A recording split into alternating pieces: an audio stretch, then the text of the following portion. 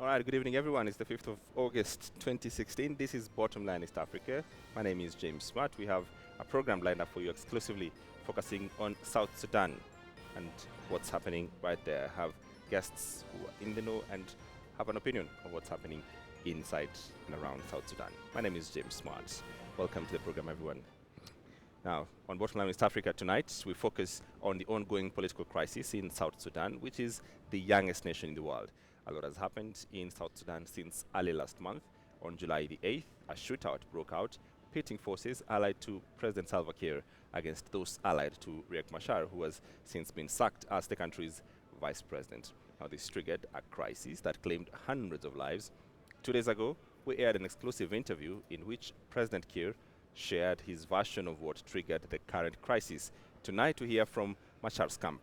And first, the question we want to ask, do we think is President Salva Kiir is in fact in control? Take a look at this interview that he did with us a few days ago. So the first question a lot of people are asking is, are you in control here? I'm in control. If I was not in control, you would have not found me here. But I was saying earlier on in my introduction, a country that's 5 years old, and you've already gone through two very traumatic and serious events. What does that say about South Sudan? What does that say about this country? It is not the country, but rather than the people. There are people who are power hungry and who would not want to follow the system that people change power. Peaceful means of changing power.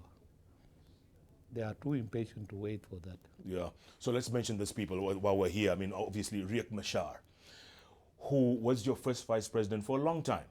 And then up until this past incident on July the 7th, tell us what happened. Because you were both in the palace. You were both here. What happened? Well, what happened on the 7th, none of us was there. It happened on the road in the checkpoint. When his bodyguards went and attacked the checkpoint, which was manned by the national security with some few military police men. So they attacked them. They killed 4 of them, 2 from national security, 2 from the military police, and another, a civilian doctor who was passing by, was shot there. 5 of them. That was in the evening of the 7th. In the morning of Friday, there was supposed to be a meeting of the Council of Ministers. We always do it by Friday, every Friday. So that Friday, I canceled the meeting. I said, let the first vice president and the vice president come to me so that we come and see how to put down the tension of what happened last night. And at the same time, Dr. Machar has planned that while we are in the Council of Ministers, his men will come and open fire on all of us. On everybody. Well, that was a few days ago, but in studio we have Mabior Digarang, who's the spokesman and in charge of information at SPLM in the opposition. Until early this week, Mabior was the Minister for Water, Resources and Migration. He's the son of the late Dr. John Garang. With him is Manasseh Zinzo, whose nomination to Parliament was revoked this week. Both are in the top decision-making organ of the SPLM in opposition. Gentlemen, good evening and welcome to the program. Let's start from where that interview started. Does any of you believe that President Salva Kiir is in charge of what's happening in South Sudan? I think You can begin. I don't believe that President Salva Kiir is fully in charge of the situation at the moment, because what had happened on the 8th of July was a coup. We call it a coup to the transitional government of national unity. And as our chairman had said, that they both of them were the target of, might have been the target of an assassination. We don't want to speculate too much about the details because the AU has ordered a commission of inquiry into finding out what actually happened that day. So for anybody to come up with a story of what happened that day is kind of like preempting the investigation of this. So we believe that there are some elements in the SPLM in opposition, and there are some elements in the IG, which is our partners in peace, led by President Salva Kiir, who instigated this violence in order to create confusion and for them to take power. But they failed to do this, and so we are in the quagmire of the aftermath of this botched coup attempt. All right. The president is very clear in his story. Says that this had been organized by the side of the former vice president, and that in fact the plan was to get him out of office. Convinced, and it's very clear. Does this your side that you represent and everyone else have a clear idea of exactly what happened, other than waiting for outside forces, the AU and everyone else, to come and determine what happened? Yeah, thank you. We would have been able to conduct our own investigation if both our military leadership and our political leadership were in Juba. I think, like Comrade Mabior said, the plan was really to first kill the peace agreement and also assassinate our leader. So it was a well orchestrated strategy to chase us or eliminate us and get us out of the peace agreement. And that is why now we are calling on an independent body, the African Union, and who mandated the IGAD to mediate the peace talks, to really investigate and come up and tell us what really went wrong. Because the question then is, both the gentlemen are part of the top decision-making organ around SPLM and that sort of thing, and the question that everyone wonders is, in between the formation of this government, at what degree of control were both the president and the former vice president aware of the situation in South Sudan, around the troops, around the military, around the security of the country? Yeah, what was this feeling before the 8th? It's an important question in understanding what is going on in South Sudan, because everything that happened in the 1 week from the 8th, from the 7th rather, of July has to be understood in the context of the whole implementation of the agreement. Because what took us to Juba was implementation of the agreement on the resolution of the conflict in South Sudan, which is a conflict that began in 2013. So understanding it in that context, one would be able to say that there has been no political will to implement the agreement. There has From been whose side? From our partners in the government, the side led by President Salva Kiir. So if I can take listeners or the viewers back, the agreement, there was no political will during the negotiation. There was no political will during the signing, and there has been no political will to implement the agreement. If we remember, immediately after the conflict started, we went to Addis Ababa to negotiate peace. And by January 23rd, we had signed a cessation of hostilities agreement with our partners, which on the night it was being signed, it was even being violated on the ground. On the 9th of May, we rededicated ourselves to this cessation of hostilities, but it constantly was being violated. So throughout the peace process took so long because of lack of political will. It would have ended by January 2013 with the cantonment of forces.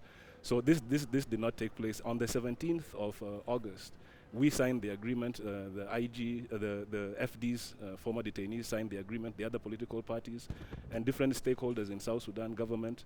So in South Sudan signed the agreement. The government refused to sign on the 17th of August, and when the president returned to Juba, in contradiction to the agreement, he signed an executive order 36/2015, which is better known as the 28 states.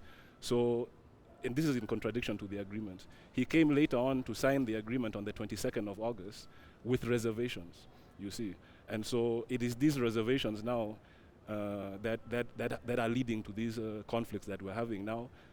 So the question then, supposing the situation remains as it is today, all right? Do we know where Riek Machar is? Riek Machar, Dr. Riek Machar, the legitimate first vice president of South Sudan, has been with his forces, and his forces have been under constant attack from when his house was bombed in Juba. And this is what made the first vice president exit Juba. It was from his home being bombed and attacked.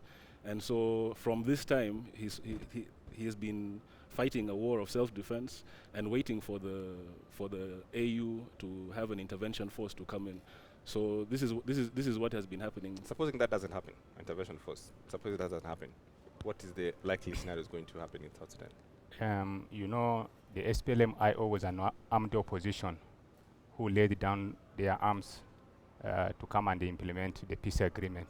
Like Comrade Mobior has said, when the mediators realized that there was no political will, the peace agreement was imposed on both sides. We were the first people to accept it and said, although it does not reflect our views, but we can live with it. That's why Dr. Riek Machar was the first person to sign the peace agreement, and we returned to Juba. We believe that the same influence that was exerted on both sides to implement the peace agreement can be exerted on the president and his side of the coalition, so that we implement the peace agreement. Failure to this will mean the struggle continues. Let's talk about just, the struggle continues. And like you say, from your view and the perspective is that constantly the other side, the being President Salva Kiir, does not only respect the agreements that you seem to agree, but it doesn't seem to really respect the African Union. So you're hoping against hope. That's something that will never happen. Well, this is as we are for peace, and what our interest is what is in the best interest of people of South Sudan. And so an intervention force coming in to separate the forces would be the best thing that would happen to us. But at the same time, war is a dynamic thing, and it's not a matter of having 5,000 troops and having helicopter gunships. It's a matter of what is the cause that your soldiers are fighting for. And so the botched plan to assassinate our leader has failed. And each time that they attack us, we beat them back. And we have been getting logistics from the soldiers of Salva Kiir. So the military situation on the ground has changed to the point that we have the capacity now to reverse the situation. And if the order is given, our forces that are on the ground can be able to capture Juba, to restore law and order, because there's a total breakdown of law and order right now, with rapings and things like this happening in the refugee camps. The roads are unsafe. People want to flee Juba, but they are being prevented from fleeing. So it is a looming catastrophic humanitarian situation that if Africa cannot be able to come in because they are the guarantors of this agreement, because we went to Juba based on an agreement. And so if this agreement is no longer in place, we have the capacity to restore law and order. Is this an overall feeling that South Sudan cannot take care of its own problems? It is a misplaced opinion. We believe that we are able to take care of our own problem. The issue at the end here is our partners in peace are not willing to implement the peace agreement, and that's why they did this coup to the peace agreement. Given an opportunity, we can restore order and be able to put South Sudan on the right track. Right. Let's continue listening to that interview that he had, and the president was asked if he feels the African Union respects him and South Sudan. Let's just have a listen to what he said then. South Sudan is obviously part of the African Union, but they don't give you the respect you deserve. Is that how you feel? Yeah, exactly. Would you say, and especially after this, because they leave the criminal and they put the blame on me. Like now, the last one. It was a palace coup, which was staged by Dr. Machar. Who among these presidents can leave that person to go, get away with it? Riek Machar was in my hands here. If I was just to turn his pistol and shoot him, who would have blamed me? Nobody. That they would have condemned me all. That, I lured him to the palace to come and kill him. Right. Which is what they're saying, which is what they would have said. I did not lure him to come and kill him. He had the intention of coming to kill me. Otherwise, he would have found me with my guns. And you know how to use them. I know how to use them. So do you feel like sometimes this job of yours, you're damned if you do and you're damned if you don't? Right. Yes. And so, but I'm happy that I saved his life. I protected him, and that is And if good. he comes back now, if he says he wants to come back, what do you tell him? Because you've already replaced him. You have a new first vice president. Well, he will remain with me as if he accepts to stay. He can stay as ordinary South Sudanese citizen. You will allow him back to Juba? I will allow him. Let him stay here, retire, and I will let him come, and if the African Union and the IGAD want to protect him, because what they mean by bringing forces in is to come and protect Machar, not any civilian. You think that's what they mean? This is what they want. So I would propose that even a battalion, if it is the life of Riek Machar, which has become much more important than the lives of the people of South Sudan, then let them pick out 500 soldiers from this UNIMIS force, which is, there are Kenyans, there are Rwandans, there are Ethiopians. From these forces, let them pick one battalion of 500 men to protect Riek Machar. You will give him 500 men? As a citizen. You will give him 500 men? These are foreigners. They will not fight us. But you're willing to protect him with? And to feel comfortable. Because people think that, if I find him, I will not talk to him, I will just shoot him. But that is not my interest. Right, very contradicting view. The president says that he's willing and ready to protect the life of Riek Machar, and the view is that you're saying that Riek Machar is fighting for his life. Against whom? Yeah, that is the pertinent question here, because whoever is the person who attacked his residence, which is something that was broadcast on TV, it was on the media, his house was bombed.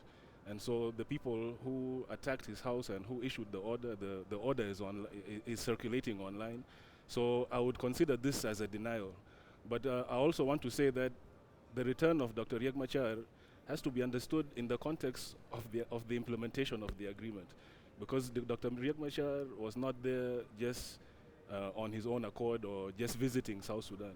We were there to implement a peace agreement which has clear provisions. You see, and so those provisions talk about how in the event that the seat of the first vice president falls vacant, or if it's a temporary vacancy or if it's a permanent vacancy, how that would be fulfilled. The rules of the SPLM-IO constitution, code of conduct, and basic rules also spell out how the SPLM-IO leadership is supposed to replace its leader. So if we are implementing an agreement in good faith, then yes. Dr. Riek Machar will return, but if there's no goodwill, and if, like as I've been saying, that there's been no goodwill, then we will have a situation where the same person who bombed the house of the first vice president tells him to return within 48 hours. It's like a scam, it's like a racket. Because it's the thing then, as it is now, he's already been replaced as the first vice president. That's gone and done, according to the president says. I mean, it's a done deal, it's moving on. What's next? Well, this is an illegal. It is an illegal sacking based on the provisions of the agreement, and so this is what confirms to us that a coup has taken place. So what is next? It is there is procedures, and the AU, the IGAD, and the AU have sat down, and the communique which they issued is now being considered for adoption at the UN Security Council, and so this includes. Some of the things that we have been talking about in terms of the security arrangements to ensure that we implement the agreement, which is one of them is the exit of all the forces, the militarization of Juba, which should have taken place before the arrival of the first vice president. But in order to show political will, we did not want the agreement to collapse before we arrive. So this is one of the things that is going to be in that communique. The intervention itself is part of this document, and it is now at the UN. And like I've said before, that if this doesn't happen, we have our own what they used to call organic guarantees in order for us to guarantee we have the capacity to go to Juba.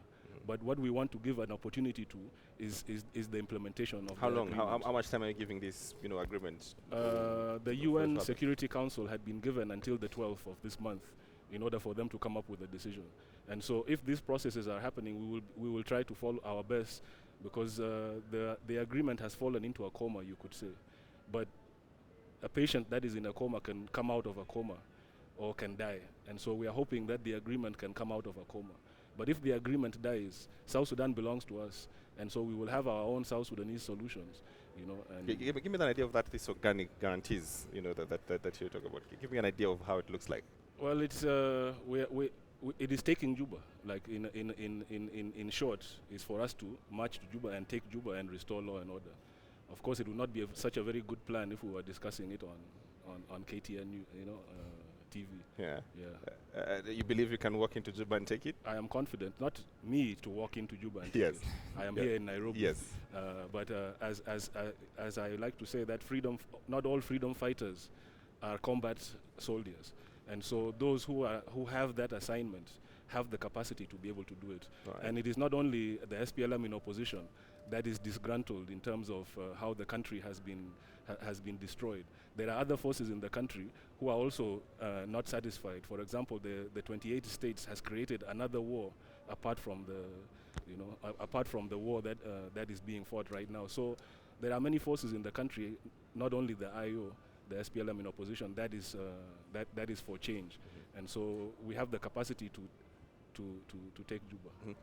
Let's just talk about this, the capacity to take Juba and what that means in the sense of, is there any other solution that, possibly, former, I would like to, your leader, former vice president, according to the other side or whatever it is, do you think he has the capacity between the two of them, him and the president, to sit down and figure out how they can resuscitate this patient who's in a coma? Yes. During the 2 years of the conflict from December 2013, we asked Dr. Yek that question several times, that does he think that he and Salva Kiir can still work? He said on his side he's certain of his side, and that is why, despite Salva Kiir still holding the coup plot allegation against Riek Machar, Dr. Riek was willing to return to Juba with a very small force. The issue that we have at end, James, is that President Salva Kiir is a man who is inconsistent. Let me just highlight some of the few inconsistencies in him and in his actions. When he was signing the peace agreement, he was signing it while complaining, saying the peace agreement is not a Quran nor a Bible. So what he wanted again is he wanted to subject the peace agreement to negotiation. Well, he and his team had an opportunity during the peace talks in Addis Ababa to put their views. They didn't do it. Well, when we returned to Juba, the peace agreement, for example, says that the SPLM in opposition will nominate 50 members of parliament. I was among the people that Dr. Riek Machar nominated on the 4th of January. President Salva Kiir on the 7th of January issued a decree appointing us as members of the parliament. He's appointing us as members of parliament this side, the other side, he's refusing us to be sworn into parliament and they reconstitute the parliament. The peace agreement talks, the reason why we've got it to where we are now is the refusal to demilitarize Juba, to create a cantonment centers. Yeah, on Dr. Riek Machar's side, he had already submitted the sites which is supposed to be the cantonment centers. For you to stabilize a country after many years of conflict like this, you need to canton the armies. Yeah, so this is what gives me the hope that given an opportunity, a goodwill on the side of our partners, Dr. Riek Machar can work again with whoever is on the government side. Gentlemen, I'm sure you know this, but there's a conversation that is going on in Addis Ababa at this moment as we speak. President Salva Kiir and Tabana there, and they're discussing another peace deal that is excluding, Riek Machar. How do you react to that? Because you're waiting for the African Union and everyone else to come with a solution, but they're coming with a different solution that does not involve, what you're hoping for. I don't see how this can be able to work, because if the agreement has been violated in that way and we don't implement this current agreement, what will be the guarantee of this agreement that they are talking about will be implemented? And so it is a matter of honoring your word. You sign something, you commit yourself to it, and you should follow it. Do you think, let me ask you before I go to the break, do you think the African Union is on your side or on President Salva Kiir's side? I want to say that the African Union is on the side of the people of South Sudan, and that is the side that they should be. And President. And does the action reflect that? Well, I think it does. I think it does. And if an intervention force comes in, it will give us an opportunity to implement the agreement, and it will. I believe, like I was telling you in the beginning of the program, that President Salva Kiir is not in charge. And if the force comes in, if the AU force comes in, there are some dark forces in the country that control the military, will be neutralized, and President Salva might be able to be in charge again. All right, Mabidi Ragang, Manessa Zinda, let's make a short break. We'll come back with plenty of more. We're having that discussion, deep talk on South Sudan. We take a short break. When we come back, plenty more on the other side. Don't go too far.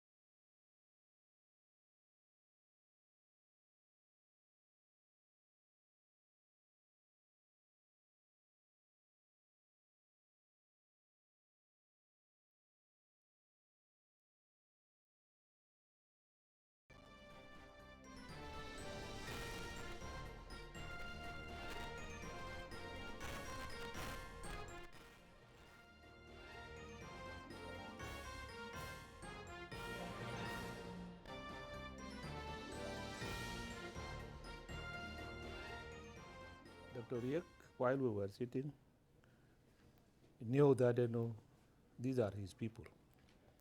But why did they do that?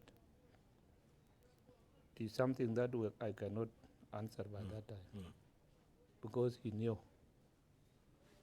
And he wanted to pretend not to know. Right. I said, okay. Now let us see how to take all the media houses members that came. How do we take them back to their offices safely, so that they can go and report what they have seen? And it was rather difficult. So we took APCs, armored personnel carriers. Correct. This is where we put them in, and they were escorted to their offices. After that, we took our own staff from the office. They went to their places.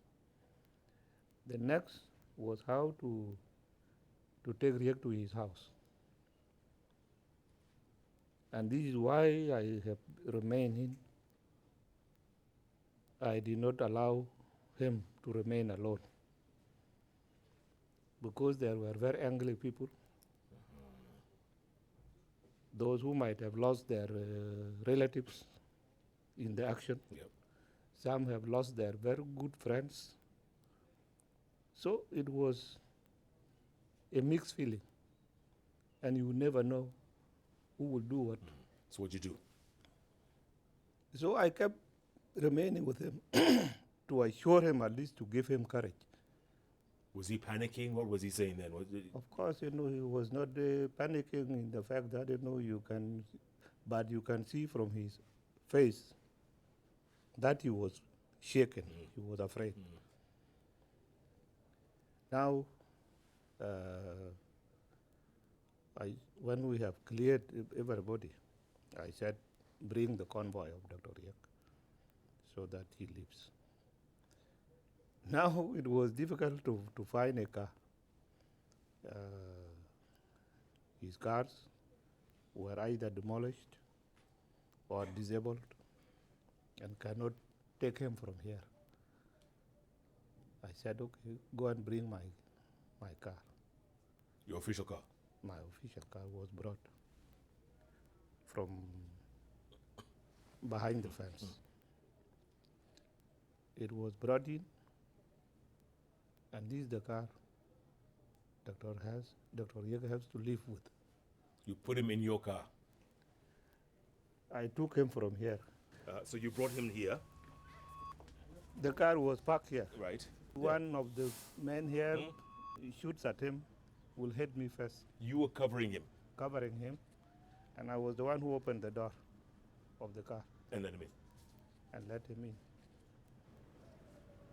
So, that is how it happened.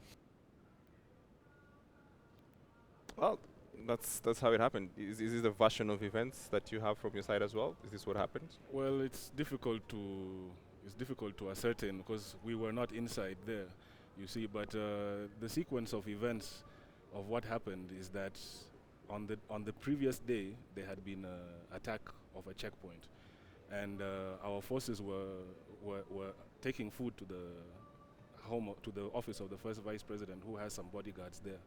On their return, they were stopped at a military checkpoint. Now I have to remind viewers that Juba should have been demilitarized, but there was a military checkpoint, and there was national security and military intelligence that were manning the checkpoint. So our officers were ordered to come out of the car, and they were going to be arrested. Now, a week before this, 2 of our officers had been murdered by the military intelligence, and so tension had become high. So being arrested now meant that you're going to come and you'll be found as a dead body in the military hospital. So they did not agree for them to be arrested. They got back in their vehicles and they left the scene, you could say resisting the arrest. And so a shootout ensued at that checkpoint where I believe 4 or 5 government soldiers were killed. And so this had as if it had ended, the two principals called each other. The following day, there was the shootout at the presidential palace. And from the information that we gather, and this is of course has to be investigated, but from the from the information that we gather, there was a third force involved in the shootings in the presidential palace. Whose force? That it's a dark force. We don't understand this force. Like I said, investigations have to be done, but it is a third force that is neither the presidential guards nor Dr. Riek Machar's forces. So they But started. how do they have access to the presidential palace? It was outside, as the president was saying, that the shootout happened outside. So it was on the street. The guards were deployed outside, and so the shootout happened outside. And as the president had mentioned, that they don't know what happened outside, and so they both called for their forces to cease fire. You see, and so I have given credit to the president that on that day the country could have gone into much turmoil. You see, and so if things had ended there, we could say that yes, the president saved the life of Dr. Riek Machar. If things had ended there, but things did not end there. The SPLM in opposition and the IG forces, these dark forces, had running battles around Jebel, which is one of the mountains in Juba. They had a gunfight around there for 4 days, and the house of the first vice president was then attacked. So had these clashes ended with just the clashes around the mountain, and then they called a ceasefire, then we could say that yes, the president protected. But who ordered the attack on the house of the first vice president is who is responsible, we believe, for targeting. But the president Dr. doesn't Riek believe Machar. there was any other force. He says this, whatever happened outside, has to be people from your side, Riek Machar's side, because he Yes. said Riek Machar seems to have known what was happening. And it's one of those things where it's my word against his word, and maybe because he is called an excellency, that's why maybe you will say that His word carries you know, more weight. Yeah, his word might carry more weight, but there was no investigation that was done, and he himself, His Excellency, had said that he didn't know what happened outside. He himself said this. So now, where did he get all this other information about what happened? And there is no investigation that had been done. So we believe that he was in charge for those few minutes, when he was inside and he didn't know what was happening. But these dark forces that we believe have him also, like that he is a prisoner of these dark forces, came and cooked up a story and gave it to him to say. But because prior to this, he was saying, we don't know what happened. And we should have continued with this spirit of not knowing what happened. And he actually constituted, he formed a committee led by General Alfred Ladogore for him to lead the investigation. You see, but I believe that these dark forces were trying to make sure that the investigation actually doesn't happen, and so they attacked the house of the first vice president. And we believe that even he himself is not in charge. The president is not in charge, and he's under siege from these dark forces. Mm-hmm. The question is, around all these, dark forces and militarization, demilitarization, and just the flare-ups around South Sudan, the question of how to get out of it is not very clear. If the international community doesn't come through in good time, if the African Union, IGAD, and everyone else, haven't figured out how to get out of this. So we go back to the question of, is there actually a South Sudanese solution that can, involve both parties, warring parties between, your side and the government side and the dark forces side, and figure out whatever they want? The unfortunate situation is the dark forces seem to have upper end and influencing the head of state, and also his inability to free himself. He had the opportunity to free himself when he signed the peace agreement.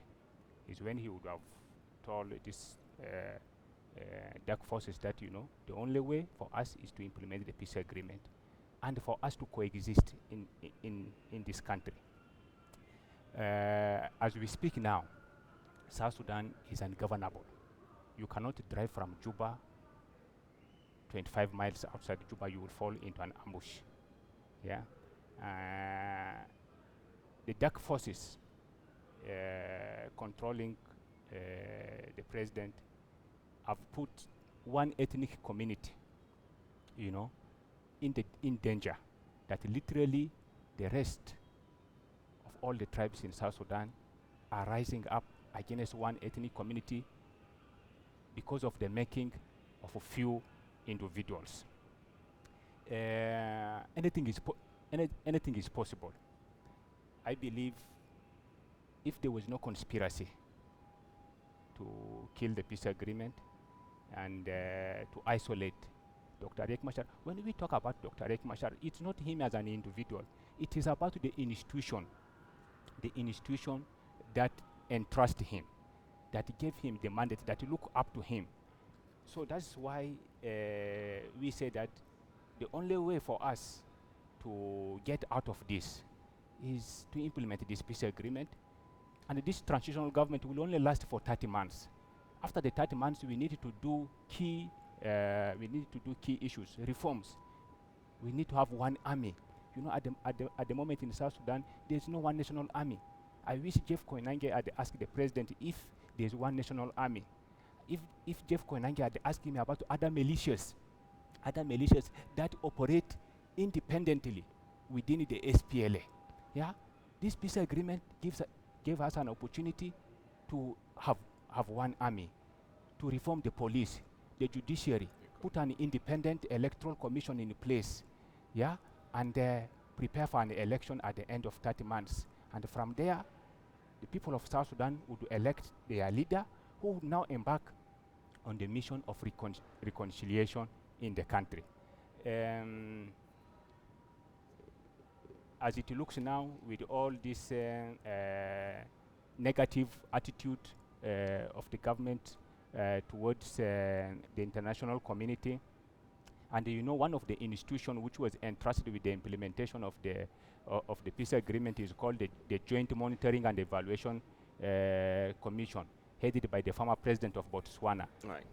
The government now is threatening to expel them from the country. This is not the spirit. All right. I need to get the final comments. Are we beating the drums of war now? If everything fails? No, we are not beating the drums of war. We are appealing.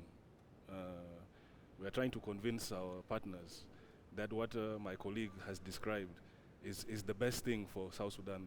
The document called the Agreement on the Resolution of the Conflict in South Sudan has very important chapters for security arrangements, for judicial reforms of the economy especially. You know, because our economy is something that we didn't talk about here today, but our economy is in shambles.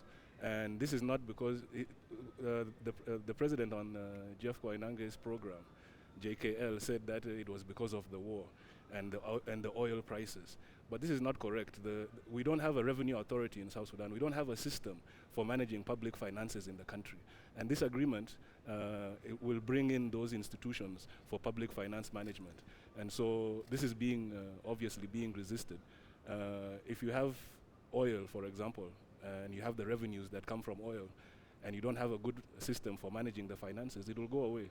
So even if you bring gold or another kind of resource, you know, so the implementation of the agreement is the most important thing, and this is what we are calling for. And if it is not implemented, then we will return to what was there before we reached this agreement. You know, that is just common sense. That's all time. Yes. All right, Manasseh Zindo and Mabior Digarang, thank you very much both for coming to the program and shedding light and sharing your side of the story. Thank you. We hope for the best. Well, been talking to Mabior Digarang and Honorable Manasseh Zindo on the program. Deep talk on the South Sudan issues. Does it for us here on Bottomline West Africa. Good evening.